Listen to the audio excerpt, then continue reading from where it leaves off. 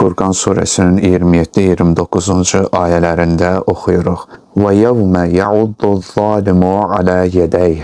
O gün zülm etmiş kəs iki əlini də dişləyər. Yəni qiyamət günü zülm etmiş kəs peşmançılıq və həsrətdən əllərini dişləyər.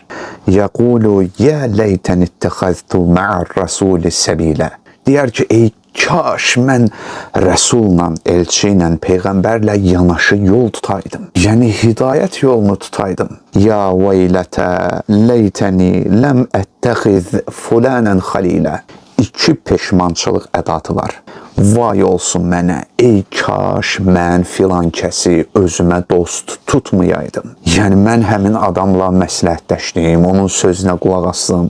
Amma bugün o adam məni Allahın əzabından xilas edə bilmir. Ləqad adalləni aniz-zikri ba'də iz ca'əni. Mənə gəlib çatdıqdan sonra o məni zikirdən saptırdı, azdırdı. İndi burada zikir nədir? Bir neçə ehtimal var. Ya Peyğəmbərin gətirdiyi bir şeydir, ya səmavi kitablar nəzərdə tutulur ki, buraya baxanda onun Quran olduğu nəzərə çarpır. Zikir həmçinin zahiri mənasında götürmək olar, özünə gəlməkdən də məqsəd ola bilər. Hər bir halda həqiqət, doğruluq bu adama gəlib çatdıqdan sonra həmin bu saxtakar dost onu bundan saptırıb azdırdı. Və kənə şeytanu lil insani xəzulə. Həqiqətən də şeytan insanı köməksiz qoyandı. Yəni həmişə şeytan bıç-bıç edər ki, əşi sənə heç nə olmaz. Əşi o dünyadan kim gəlib?